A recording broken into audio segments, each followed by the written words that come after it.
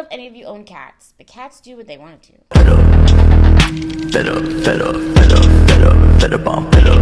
Cats are independent. Cats are on their grind.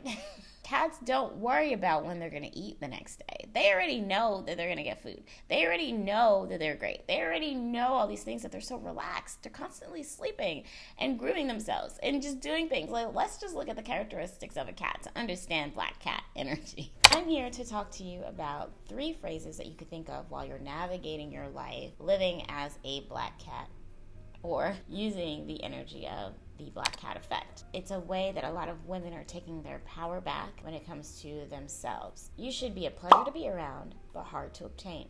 Stern yet playful, coy yet direct. So a lot of people on the internet are using the black cat effect to open up and broaden their feminine energy. And as you all know, we both have feminine and masculine energies. The only way that we actually succeed in life is feeding our feminine energy. And that also goes true for men. But that's a totally different video. When someone is a pleasure to be around but hard to obtain, I feel like there's a mystery to them. There is something that they are holding for themselves and not automatically giving to someone. A lot of people like to say respect is earned. Actually, I don't think respect is earned. I think loyalty is earned. When people are just automatically loyal to someone they don't know, that would be weird, right? That person has to gain that loyalty, make that relationship, build a rapport of a relationship in order for that person to be loyal to them. When you're a pleasure to be around and hard to obtain, it kind of pushes people to want to know you more. What I've noticed in our society is a lot of people have word vomit, and a lot of people overshare and maybe overtalk and all of these things. And while there's nothing to be ashamed of, and there is a time and place for everything, especially when it comes to romantic relationships and strangers or even acquaintances, we absolutely should not be oversharing, because we're actually giving them the blueprint to our mind, our body, our soul, and quite frankly, they didn't deserve it. For lack of better words, like, sometimes people don't deserve it. And so don't give it to them. That goes for everything. I saw this meme that's like, my personality is gay kept.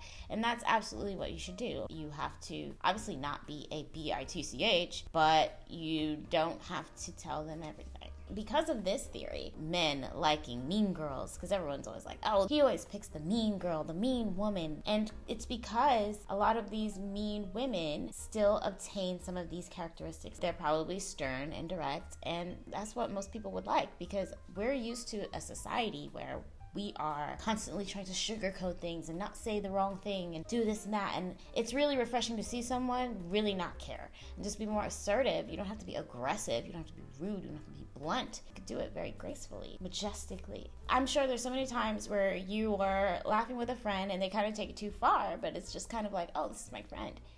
That's the perfect opportunity to actually bring it up. I know a lot of people, they don't really do well in confrontation, but just know that confrontation is actually pretty good. And having boundaries is even greater, because when you confront someone with a boundary, that means you do like them. You do want to cherish that relationship. You just want them to know, hey, when you do this, I don't really like it. As far as being stern yet playful, if you're in a situation where your friend says something you don't like and you want to be stern yet playful about it, when this was said to me, I felt blank, I would appreciate it if you never do it again. It's really that simple. And also just don't over-explain yourself, because it's still kind of playful. You're stern but playful, like, yeah, I don't think that was really necessary, but thank you so much. And then it also kind of navigates into coy yet direct. It's all kind of like interlinks and are connected completely. You want to be direct with people because you don't want anything that you say be misconstrued. The way people receive you is not necessarily your responsibility, but the way that you navigate yourself and the people around you definitely plays a part. For example, if you have an anxious attachment style, being a black cat is going to be very difficult, especially if you have golden retriever energy, which, by the way, I don't think golden retriever energy is bad. I love golden retrievers, right? But golden retrievers get run over. Golden retrievers are selfless. Black cats are selfish. And they absolutely are not respected as much as they should be. In order to be respected and admired by people, you have to be in your black cat energy. Let's just give a date example, because that's all you guys care about anyway. That's all anyone ever cares about. In order to be a black cat while dating, absolutely do not keep texting them. Obviously depends on context, etc. But you should not be yearning for anyone. You should not be begging them. I don't know if any of you own cats, but cats do what they want to do. Cats are independent. Cats are on their grind.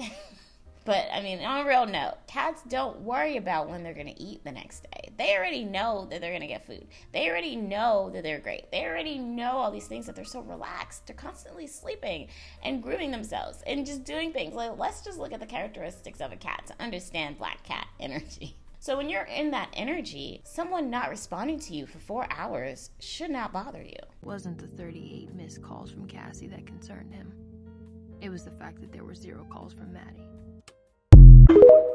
It shouldn't, because I am the main character in my story, but I'm not the main character in someone else's story. There's only one main character that is important, and that's you. There's only one main character that should be highlighted in your life, and that is you. When you are texting someone, just be aware and mindful if you are texting too much. I do think there's such a thing as texting too much. I do think that sometimes you don't have to respond right away if you don't have to. Like, if you were in the middle of a shower, like, don't take your phone in the shower with you to respond. Wait till you're done.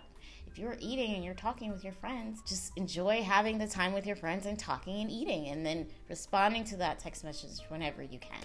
Having a black cat energy about you is all about ease and having control of your life, while also dominating your own space. In life, we honestly are being dominated by other people and outside sources, dominated by the government, dominated by our jobs, dominated even by our friends and family. Hang out with me, do this project for me, do this, blah, blah, blah. And it's like, when are we going to have time for ourselves? A black cat would not care about any of that, let me tell you. For example, on the first date, don't try to sit there and talk about your childhood trauma.